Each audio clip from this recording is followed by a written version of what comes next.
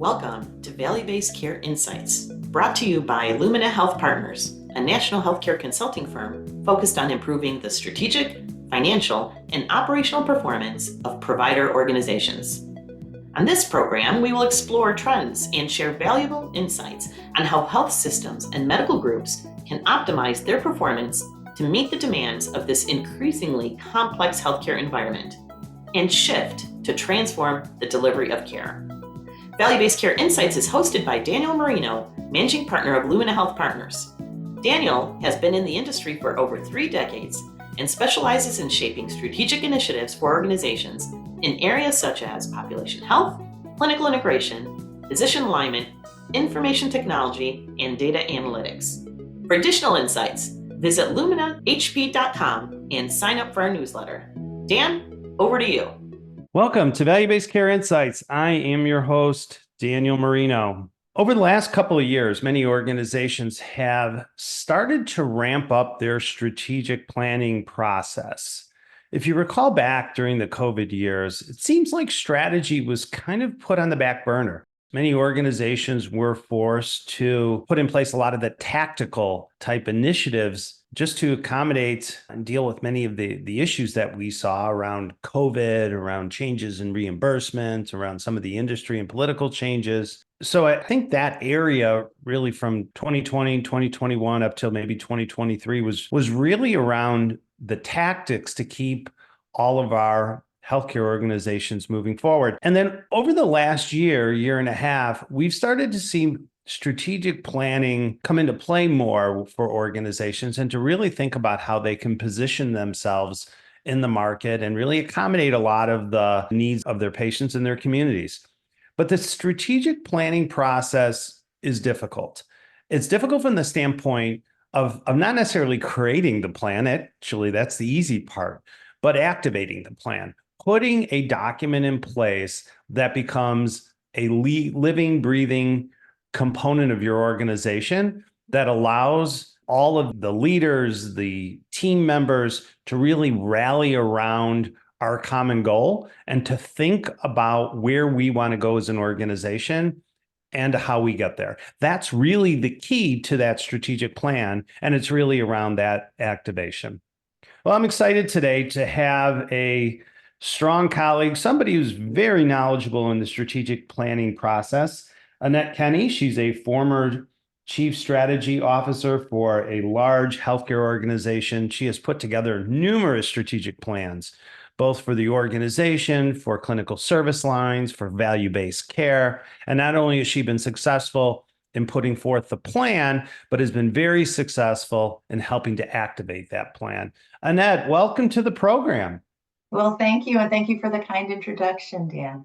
So when you think about the strategic planning process, why do you think organizations struggle so much with the activation of that plan? You know, it's interesting, and I appreciate your comments early on because, the bottom line, they struggle because healthcare is so complex, right? There are so many things we could be doing any given day. You're distracted by a number of operational challenges, financial challenges, local market challenges. It's, you need to actively prioritize on an ongoing basis to make sure you're working on the right things and you're allocating resources to the right things. And so that's where strategic planning comes in. It's a discipline that allows you to do that. Exactly how it's done in different organizations may be a little different, but it's always an opportunity to bring order to chaos. And I think organizations struggle because they're just distracted. And it's a little bit ironic because the strategic planning process can help you from being distracted, but yet it often gets pushed aside. Well, absolutely. And we've done a lot of strategic planning over the years. And one of the things that I often, when I go into the strategic planning process, I often say to a lot of the leaders, why do you want to do this, right? What do you want to accomplish? Is it that you want to grow into new markets? Are you doing this as a defensive measure to make sure you're competitive against, your other market competitors? Are there some industry things that are changing? Are there other areas that help to, say, motivate the team around strategic planning? What are those core things other than, what I had mentioned? What are the other core things that really need to be considered as you kind of define the why around strategic planning? Yeah, well, I think, some of the why will be a little bit different for every organization, but every organization is dealing with challenges and prioritization that can benefit, and resource allocation, quite frankly, that can benefit from a strategic planning process. So you don't have to wait for a seismic event to start thinking, oh, wow, now we need a strategic plan. It needs to be, as you mentioned, a living, breathing process, not a document, but a process, so that you're working on the right things. So I tend to think about people, process, and data. It doesn't quite answer your question. I think your question is around what kinds of things will motivate an organization to do a strategic plan. Again, I'm advocating for it being built into your regular process so you don't have to wait for something to trigger a strategic plan. But one experience I've had most recently was a merger. Mm-hmm. So part of an organization that came together in pieces over the COVID period, quite frankly, between 2020 and end of 2022. And you can imagine doubling its size in that period of time of incredible chaos. And, that was a trigger. We thought hard about saying, is this the right time to do strategic planning? Or should we wait until the dust settles? In retrospect, it turned out to be exactly the right time to do strategic planning because it helped to form the basis of our culture. It helped to provide clarity for the organization. And it helped us really early on to align people and energize people around where we were going as a new organization. Well, and that's such a great example because a key component of a strategic plan is addressing the culture change and currently where we're at now and where we want to go. But I think another interesting point that you brought up is alignment. So when you're going through something as challenging and potentially as disruptive as a merger can be, I mean, as exciting as it is, it's also very disruptive to the organization. Getting leaders, getting the team, getting employees, getting, even the community aligned around why you want to do this and what the end goal is and how we're going to do it from a strategic standpoint. God, I can only imagine. I mean, that has to be the biggest benefit coming out of it. Yeah, in my experience, it has been. It almost feels hokey in a way to focus on mission, vision, values. Yeah. It sounds like just a lot of verbiage, but it's really really meaningful. What we did again very early in the merger is engage community members, the employees throughout the organization, managers, of course, executive leadership as well, in defining what is our mission, what is our vision, what are our values, how do we want to behave as an Mhm. organization, what does success look like long term, what's important to the people who are our stakeholders, our community as well as our workforce. So we actually hit the ground running with focus groups, with surveys, just a lot of talking to people. I call it a listening tour.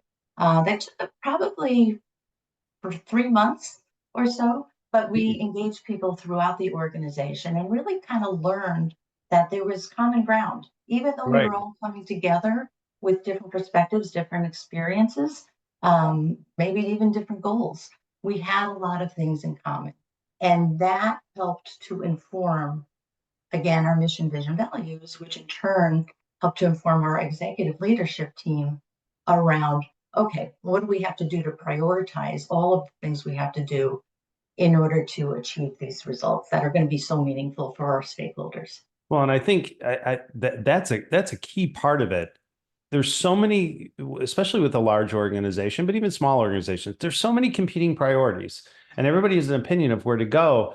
I liked what you mentioned about trying to get the data and to listen and to understand where the different parts of the organization is, but also making sure that somebody has to help bring the group together to identify the strategic priorities. Otherwise, I think you just get wrapped in this wheel of never-ending movement without really identifying what direction we want to go. When you think about then the success of that strategic plan, defining priorities has to be key. I would also think the data. What are some other elements that you, in your experience, have been successful to the strategic planning process? Well, I think you touched on it. I mentioned people, process, data. People is all around alignment, right? And educating them and communicating to them the process, right? And what's their role in that process? Because it's, you mentioned as well, it's all about execution. I don't care what the plan is if we don't execute the plan. And you need the people who are doing the work to execute the plan. So aligning them through the process, getting engagement with them throughout the process, and fundamentally educating them to the process. It's a kind of a funny thing because I've been doing this for so long, I take it for granted. But you bring teams together, and whether it's where people have been in their career or how their organization has functioned, you can't assume that everybody understands how a strategic planning process works or what their role is in it. Um, People don't necessarily connect the dots between strategic planning and operational budgeting and capital budgeting and incentive planning and business Right. planning. They don't because they haven't been through the process. So having a process, communicating that process, and working with people to get them engaged and get them excited about it so they understand their role. I think all of those things are critical. If you're just tuning in, I'm Daniel Marino. You're listening to Value-Based Care Insights. I'm talking today with Annette Kenny, former Chief Strategy Officer of a large healthcare system, and we're talking about the strategic planning process. Annette, interesting comments in terms of being able to make sure that you're educating folks on what the strategic plan is and then the process. How do you make sure in the strategic planning process, maybe at the end of the plan, that you're not taking on too much? That is one of the biggest challenges. I have not been with an organization that hasn't complained that they have too many priorities, right? Um, I wish I had the magic sauce to cut that down. The fact is, there's a lot of enthusiasm. There's a lot of really good ideas, right? And they're all good ideas. And there's a lot of competing forces that make the process very complex. I think it requires a certain level of discipline. Um, you know, you go through a process, and as I mentioned, there are many good ideas that are valid. But you can use data. You can weigh these opportunities against each other. You may not have the time to do a fully developed business plan, but you know enough to say, Sure, okay, how sure. does this initiative weigh against that initiative? And does it what is going to accelerate your achievement of the goals that you're setting out? So I Yeah. think having those goals, making sure they're measurable, helps a lot. Yeah, I agree with you. And I think having the goals of what do you want to get out of the strategic plan, I think is absolutely key. And sort of having that North Star, right? So why do we want to do the plan? What are we helping to accomplish out of the planning process? What's our goal at the end of that planning process? I think is really important. A colleague used to say, if you don't have a goal, if you don't know where you're going, any road will take you to nowhere, right? So you need to have that idea of where you're going. You keep on mentioning the data. Let's talk a little bit about that for a second. Um, Obviously, data is important to the strategic planning process, but I also feel like you could have too much data, right? So what's that balancing act between having enough data and what would be considered kind of that enough data versus data overload? Yeah, well, I think you hit on a common challenge too, is that people say, okay, we don't have the data. so we can't do our strategic planning for us. You know enough.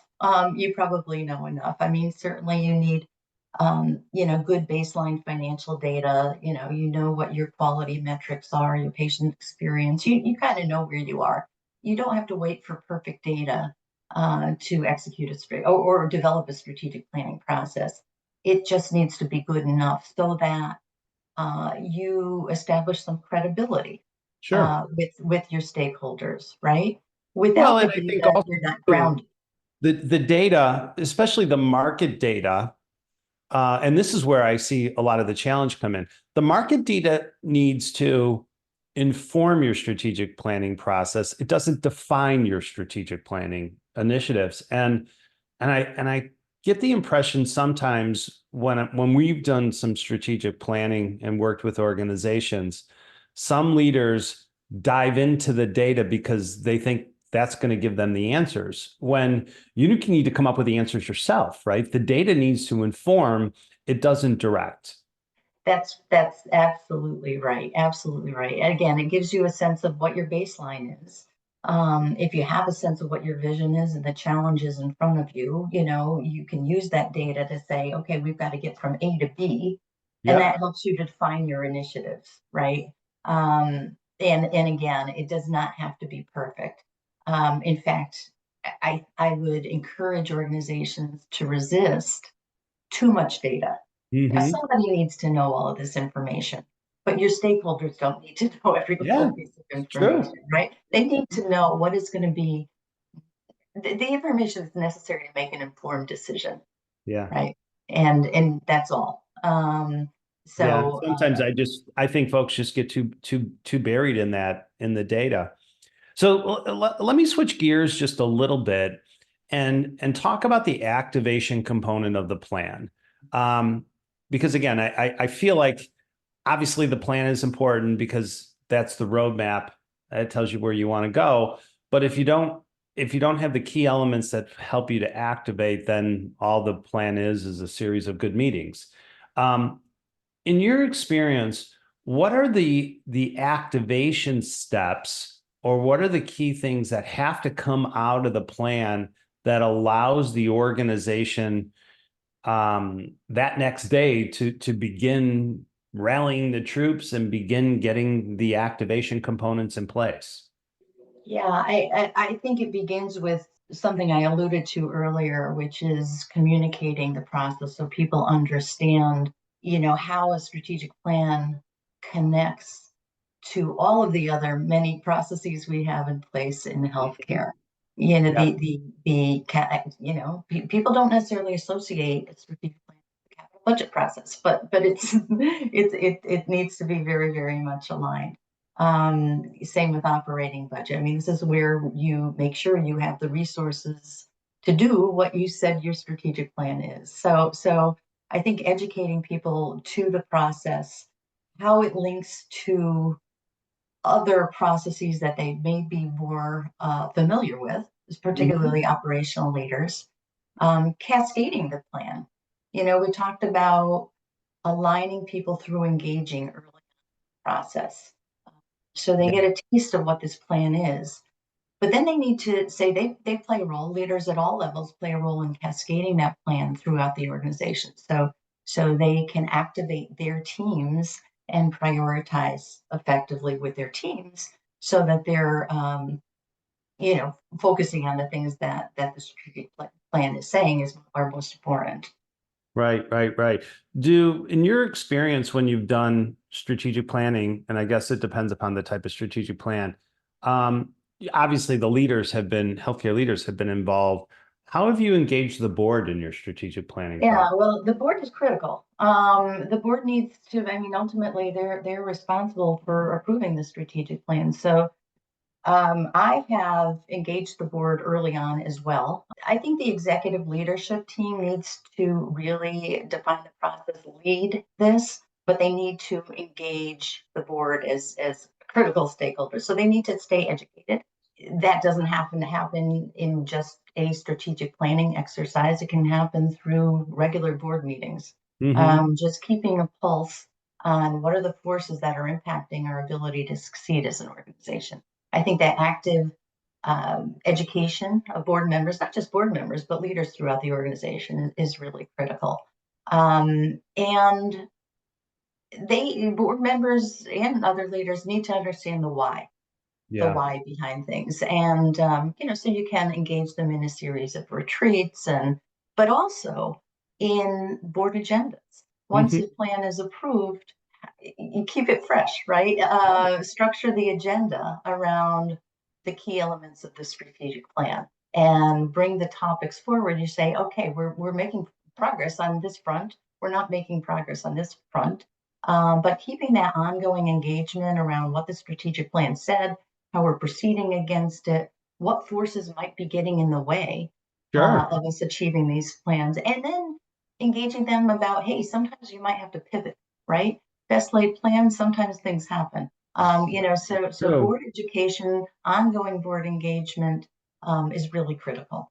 Well, and I think defining the role of the board, even within the activation phase, right? Because the board should have some type of a role, as well as providing strategic guidance. A lot of times, board members have great relationships with their community leaders that allows you to position the organization differently or allow some level of activation, which certainly is key to the overall process. So if you're thinking, I'm going to take us back then, went over a number of elements, the data process, people, I think is absolutely key. Communication, education, in the strategic planning process is really important. If you were to think through the three, four, five elements of a strategic plan that really makes it effective, what would they be? I think really saying it's not about the plan, it's about the execution. Mhm. And, keeping that execution in focus is key to actually getting it done. Yeah. So, but in terms of the key elements of the strategic plan, I do think we touched on them. It's getting the right alignment. It's communicating with people, getting them energized around that, and Sure. doing that on an ongoing basis. Right? I mentioned with board meetings, setting agendas with the strategic plan in mind. Same with management team meetings. Same with town halls and that kind of thing. Touch on the strategic plan each time, so you make it living, breathing.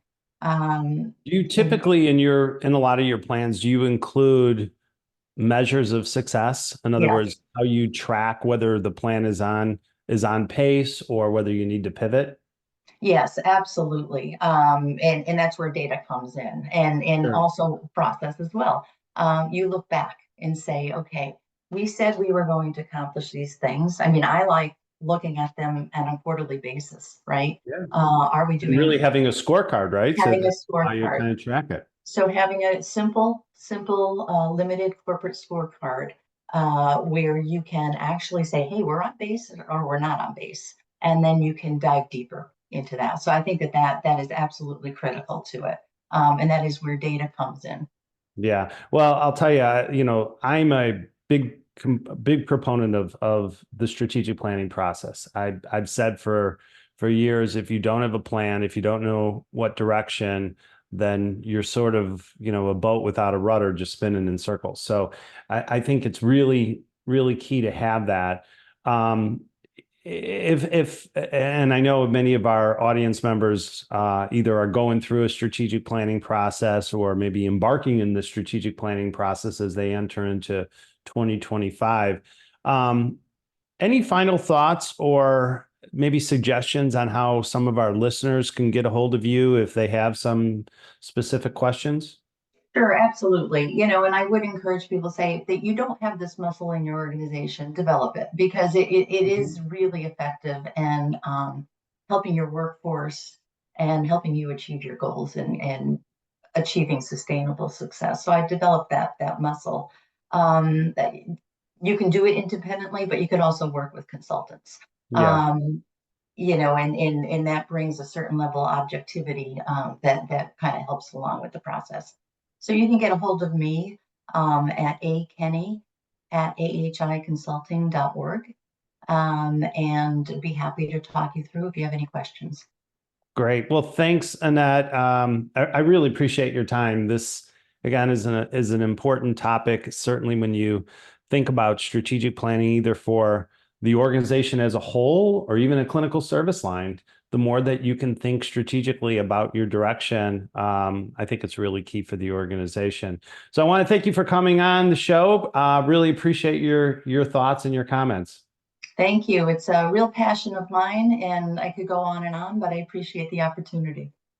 I want to thank you, our listeners, for tuning in. Until the next insight, I am Daniel Marino, bringing you 30 minutes of value to your day. Take care. Are you at a crossroad with value-based care? Do you need to chart a future strategy or improve your organizational performance? Visit us at luminahp.com to learn more about our consulting services and leadership development programs. Also, you can sign up for our newsletter on our website and follow us on Twitter and LinkedIn. For more information about value-based care insights, visit the programs page on healthcareradionow.com or luminahp.com. Join the conversation using our hashtag VBC Insights. We are Lumina Health Partners. Thank you for joining us today. Until the next value-based care insight, stay well.